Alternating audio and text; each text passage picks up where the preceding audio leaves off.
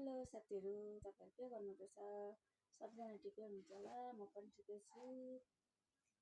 अन्त खानाहरू खानुभयो होला, म पनि खाना खाएर यहाँ रुममा आएको छु।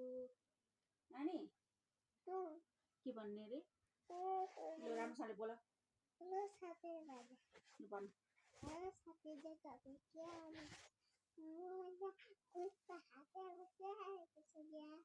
मेरो भिडियोहरू भन्छ, मेरो भिडियोहरू